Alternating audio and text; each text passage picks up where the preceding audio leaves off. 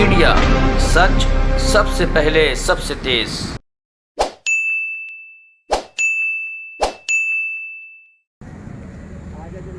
अभी हम मौजूद हैं मयूर विहार फेस 1 दिल्ली के करीब एक जमुना खादर नाम से एक जुग्गी कॉलोनी है जो नियर कब्रिस्तान के पास है। तो यहाँ पे कुछ बच्चों के पढ़ने की समस्या, इस कोरोना काल में जब ऑनलाइन पढ़ाई की बातें हो रही थी तो उसमें बच्चे को ऑनलाइन पढ़ाई करने के लिए यहाँ ना मोबाइल की सुविधाएं हैं और ना बच्चे को ढंग से कोई शिक्षक मिल पाते हैं। तो यहाँ पे हमने पहुँचा और पहुँचकर हमने एक जुग्गी है, इस जुग्गी में नजराना खातून नाम की एक आंगनवाड़ी हेल्पर है जो यहाँ पे बच्चों को पढ़ाती हैं। तो हमने जब उनसे बात किया कि बच्चे ये जुग्गी की एक इस एरिया में जो कि मयूर विहार फेस 1 इतना पॉश एरिया है और यहाँ पे काफ़ी सारे सरकारी स्कूल हैं और यहाँ पे बच्चों की जो इस जुग्गी में रहते हैं उनकी ये पोजीशन है। ये नजराना एक खातून नाम की एक महिला हैं जो आंगनवाड़ी में हेल्पर हैं और ये यहाँ पे 15-20 बच्चों को ट्यूशन पढ़ाती हैं। तो जो हमारे देश के भविष्य है, आज का बच्चा कल का भविष्य है, उन बच्चों को ना सही एजुकेशन मिल पा रहा है, ना ऑनलाइन पढ़ाई की सुविधाएं मिल पा रही हैं। मैं नजराना से जानना चाहूँगा कैसे आप इनको पढ़ाती हैं? मैं तो इनको फीस से फीस लेते हैं, लेकिन जब से ये लॉकडाउन लगा है और प्लस कोरोना आया, लेकिन निजी जो गरीब लोग जिसके घर में एंड्रॉयड मोबाइल नहीं है वो बच्चे बिल्कुल सोच रहे ऐसा कि उससे पढ़ाई वढ़ाई के नाम पे बिल्कुल ऐसा हो गया, नशेड़ी बन गए, नशा भी करते रहते हैं। यहाँ पर देखिए यहाँ पर 4-5 लोग ऐसे लड़के जो 5वीं क्लास के 4थी क्लास के, लेकिन उनके पास एंड्रॉयड मोबाइल नहीं है, पेरेंट्स नहीं ला पाते,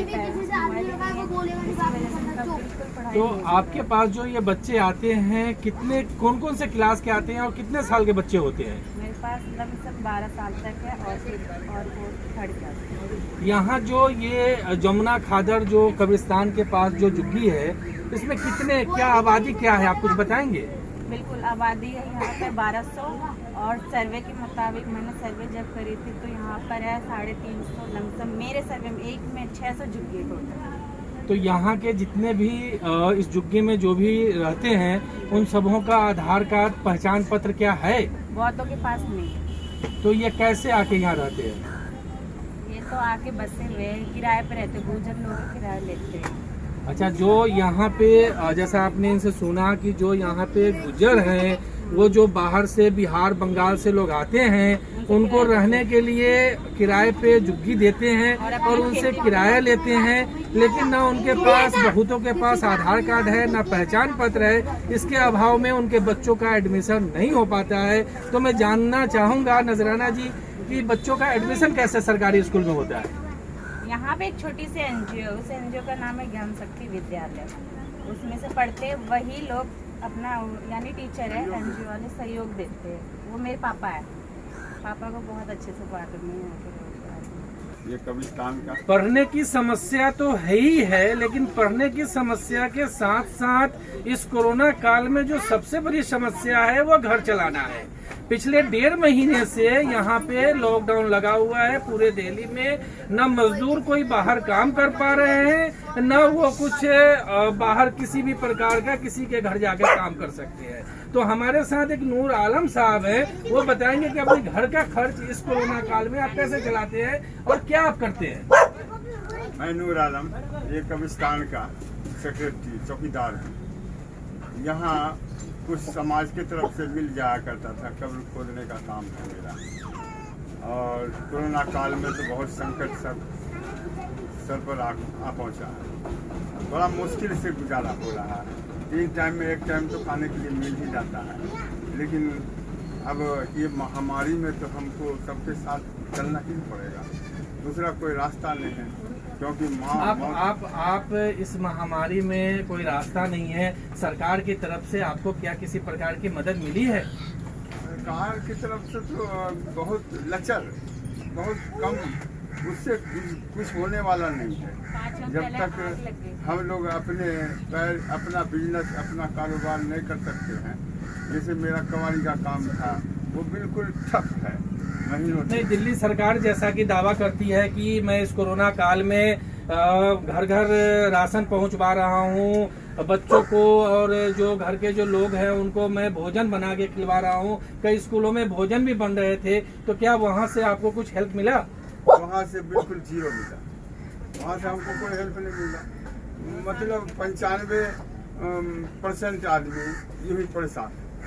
5% आदमी है जिसको कि अपना आधार कार्ड है, सारा प्रूफ है, उसको सब कुछ नहीं। तो प्रूफ बनने में आपको क्या परेशानी आता है? आधार कार्ड क्यों नहीं बन पाता है? मैं तो प्रूफ बना चुका हूँ, लेकिन उस प्रूफ में जैसे राशन मिलना, ये सब समस्या आ जाती है। कहाँ राशन नहीं, जैसा कि ये नजमा खातून जो यहाँ की नजराना खातून जो कि यहाँ आंगनबाड़ी में एक हेल्पर है और ये सर्वे भी करती हैं, उनके अनुसार 1200 लोगों की आबादी है।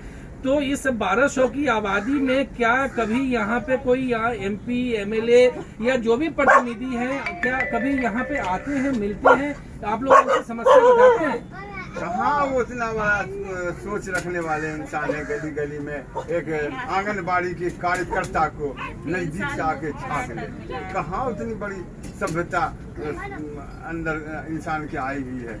ऐसा सभ्यता नहीं है किसी को जाके गली गली की किसी को समस्या को सुलभ करें। समस्याएं तो बहुत सारी है, लेकिन उसमें खास समस्या है रोजी रोटी। रोजी रोटी 2 वक्त की मिलती रहती है तो अच्छा लगता है। अब यहाँ तो तरस रहे हैं लोग, बहुत ऐसे घर हैं जिसमें रात में चूल्हे नहीं जलते। आपके MLA कौन है यहाँ पे? आपको MLA की जानकारी है? आपका विधायक कौन है? ये आपके उप मुख्यमंत्री मनीष कुमार सिसोदिया, ये तो हैं। ये जो हम रिपोर्टिंग कर रहे हैं ये पटपरगंज विधानसभा में आता है। बड़ी अफसोस की बात है कि हमारे शिक्षा मंत्री डिप्टी CM माननीय मनीष सिसोदिया जी का ये क्षेत्र है और इस क्षेत्र की ये स्थिति है कि 1200 लोगों की आबादी होते हुए ना इनको इस कोरोना काल में न राशन मिला है, न भोजन मिला है, और न यहाँ के बच्चों को पढ़ाई मिल रहा है, न शिक्षा मिल रहा है। बहुत बच्चे नशा में। तो जो यहाँ की आंगनबाड़ी जो नजराना खातून है, इनसे मैं पूछता हूँ कि यहाँ के जो बच्चे हैं वो क्या कैसे करते हैं? वो पढ़ाई नहीं करते हैं तो उनका क्या है? क्या कोई रोजगार करते हैं, क्या करते हैं? बस ऐसे ही घर से भाग जाते हैं। कुछ बच्चे तो ऐसे अभी भी दिख रहे हैं, ये बच्चे हैं यहाँ के पेरेंट्स जो बच्चे पढ़ने के लिए बिल्कुल है, लेकिन और बच्चे हैं बिल्कुल मैं देख रही हूँ मेरी नज़र के सामने बहुत बच्चों को मैंने देखा है बिल्कुल नशा करते हुए, और बिल्कुल घर में मोबाइल है ही नहीं तो ऑनलाइन पढ़ाई कैसे हो? हर किसी के पास थोड़ी है मोबाइल, घर में किसी किसी के पास है, वो भी छोटा सा मोबाइल है। अब सरकार कह रही ऑनलाइन पढ़ाई होता है, मैसेज आ नहीं पाता, कॉल भी नहीं आता पाता, इसीलिए दिक्कत आ रही है और बच्चे की पढ़ाई होती है। तो जैसा हमने यहाँ पे देखा दिक्कतें बहुत है, समस्याएं बहुत है और सरकार का काम है कि समस्या का समाधान करे। और केजरीवाल जी बहुत दावा करते हैं कि मैं बहुत ही सही तरीके से अपने जनता का देख रेख करता हूं और जनता की समस्या को सुनता हूं। तो उनसे हम इसे अपने यूथ नेशन मीडिया के माध्यम से ये गुजारिश करेंगे कि ये कब्रिस्तान के पास 1200 घरों की 1200 लोगों की आबादी है और ये पटपरगंज विधानसभा में आता है। आप यहाँ पे अपने जो प्रतिनिधि हैं जो भी हैं उनको आप भेजें और इनकी समस्याओं का समाधान करें, इनको राशन पर्याप्त मात्रा में दें, जो भी इनकी है, जो आपने 5-5 हजार रुपया ऑटो चालकों को दिया है तो इनको भी कुछ मुआवजा के तौर पे दें ताकि इनका परिवार चल सके।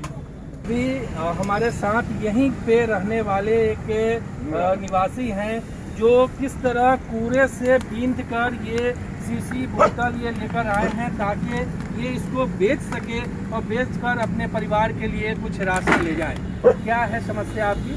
मैं सर नाले में से निकाल के लाया हूँ, खाने के लिए कुछ नहीं, इसी चक्कर में लाया। तो सरकार की तरफ से राशन नहीं मिल रहा है? नहीं मिल रहा है। सरकार जो अभी पैसे दिए हैं ऑटो चालकों को तो उसमें आप लोगों को कुछ मिला है? नहीं मिला है, कोई सुविधा नहीं मिला है? कोई सुविधा नहीं। सुविधा हम लोग को मिलता ही नहीं, कुछ खाने पीने का कुछ देने आता भी नहीं है। देखिए कितना गंदा हम लोग गंदे पीने को ये जिस जहाँ हम दावा करते हैं कि हमारा दिल्ली स्वच्छ है, साफ है, सुथरा है, वहाँ ये हाल है। तो ये सोचने वाली बात है कि हम किस दौर से गुजर रहे हैं। आपने सारी समस्या यहाँ पे देख लिया कि यहाँ पे झुग्गी में रहने वाले लोगों की क्या समस्या है। और ये झुग्गी जो ये DND फ्लाईओवर जो मयूर विहार फेस 1 को लगती है और इधर महारानी बाग को जाती है, यहाँ से ये हम रिपोर्टिंग कर रहे हैं यूथ नेशन मीडिया, दिल्ली।